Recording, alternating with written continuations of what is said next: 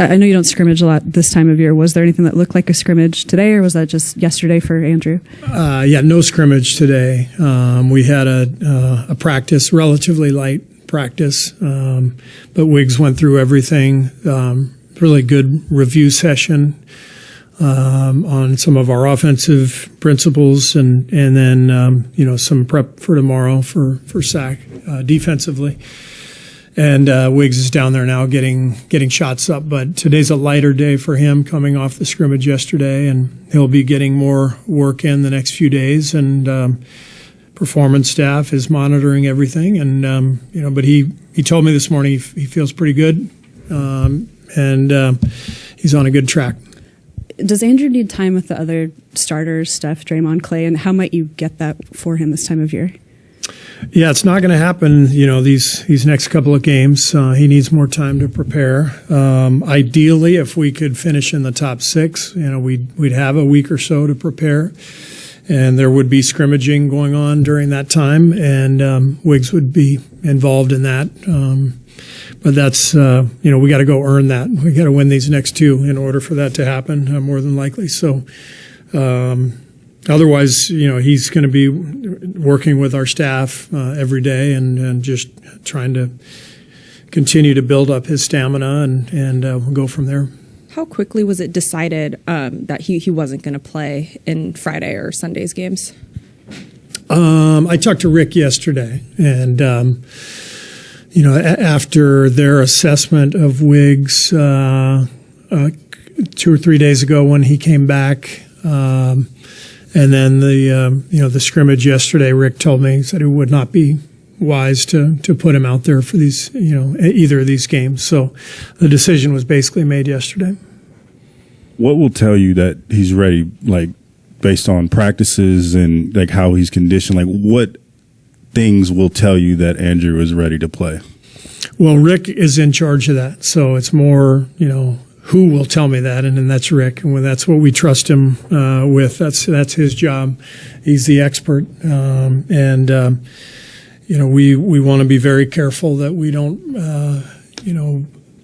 bring him back before he's ready, and so Rick is monitoring all of that, and obviously, if this were the middle of the season, this would be a couple weeks, and so with the playoffs starting next week, obviously we're trying to ramp them up as quickly as possible, and but we have to do that, making sure we do it safely. What's your level of optimism that he would be ready in time for either, I guess it's a two-parter, but a play-in scenario versus like the playoffs? I haven't even addressed that with Rick. The only thing we discussed was that he will not play these next 2, and then we'll reassess after Sunday. And then this is a little bit different, but at this point of the season that we're in, with only 2 games left, I'm sure you're watching the standings and kind of playing out different scenarios of, if we end up in the 5th, we might play Phoenix or 6 Kings. Like, do you think about that heading into these games, or what's kind of just the mindset of? Yeah, I've thought about it. I've looked at all the possibilities, and I'm well aware that the easiest thing to do is just win 2 games. Otherwise, we're going to need some help, and but there's a lot of different scenarios. And a lot of unknown too, because with the matchups, there's probably going to be some teams resting guys. If their games are not meaningful to them, I wouldn't expect them to, play their main guys 35, 40 minutes. So we have to really take care of our own business and not rely on anybody else. What are you expecting for Friday's game as far as what it means for your team, what it could mean for the Kings, because they want to go into the playoffs in the right way, and just the environment at Golden One? Yeah, it's going to be a great atmosphere. I mean, it's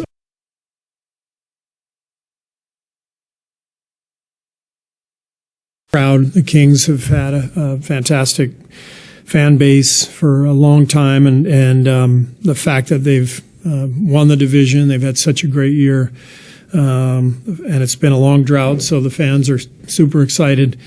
But there's also going to be a lot of yellow in the stands, and a lot of Steph, Clay jerseys, Draymond jerseys, and so we're excited. These are always fun games. Nice not to have to get on an airplane, and obviously the many connections between the franchises, particularly for us with Harrison and Mike Brown and LB. There's a good bond and a lot of respect. How is Clay's lower back soreness? Good. Yeah, he felt fine today, practiced fully. Steve, 80 games into the season, you've talked about trying to get your defense on the road where it needs to be. Is it still about strategy, or is it about focus, concentration? What are the things you try and get to with these last two games to make sure that they go as well as you want to on the road where you've had trouble? Yeah, we go through fundamentals. We go through film. We go through scheme, what we're going to try to do against each team. And then probably the biggest one for us is lineup combinations. We now have some different options, with Gary in the mix, but also with Wiggs coming back eventually. And we haven't really been able to see what that would look like and what combinations we would put out on the floor until now. And ideally, we'd have a little more time and some more games to figure that stuff out, but we'll have to do that on the fly. What are the things that Gary? I mean, we know some of the things he does, but what are the things that Gary gives you that you didn't have before to try and get your defense on track?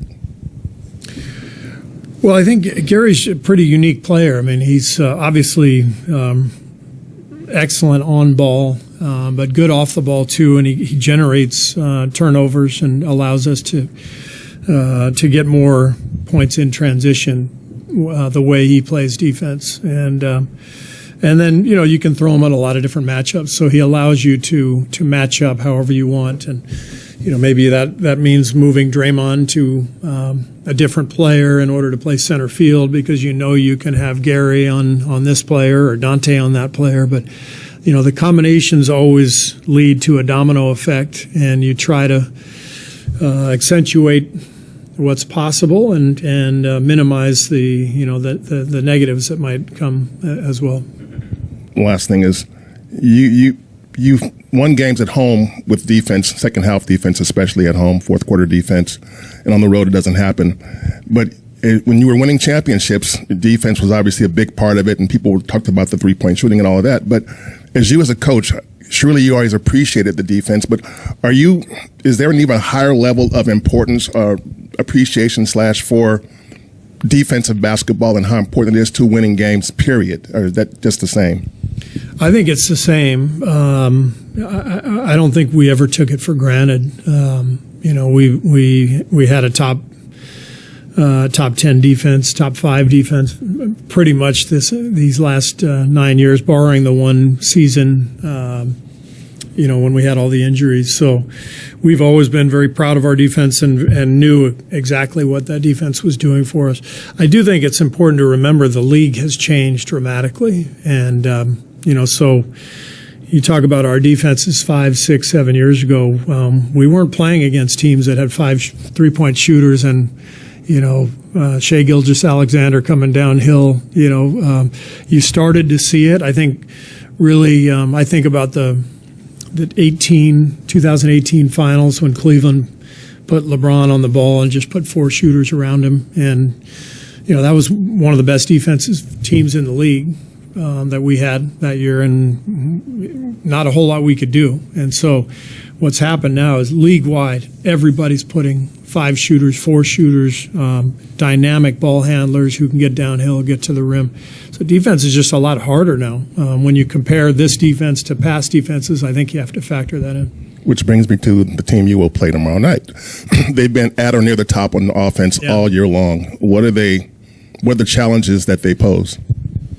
Well, they've got a playmaking center in Sabonis, who reminds me a little bit of Andrew Bogut. You know, when I first started coaching here, we put Bogut, at the top of the key and ran a lot of that delay action, dribble handoff stuff. And it's really tough to guard, especially when you got shooting. And they surround Sabonis with not only shooting, but one of the fastest point guards in the league in De'Aaron Fox. So you've got all those threats at once. De'Aaron can get to the rim as well as anybody. You got Sabonis as the fulcrum of that DHO offense, and then you've got shooting all over the floor. So they've done a great job of putting their roster together, and Mike has done a great job of making the pieces fit and figuring out that puzzle. For Sacramento, what do you think about the way Light the Beam has become a rallying cry, and that the whole city can see if they got a W based on this light in the sky? I have to admit, I had to ask somebody what that meant like a week ago. I kept reading Light the Beam. I'm like, I don't know what that means. So somebody explained to me there's like a purple laser. Yes. Okay. Yeah. It is a beam. Yeah. Beam, if you will. Light the beam. Yeah. Does Mike actually light the beam? Does he press the button? So they press the button inside, right? And they got people on the roof. That's pretty cool. Simultaneously. That's pretty cool. 50 Cent presses the button. And then where would you rank Mike Brown as far as the league's most fashionable coaches?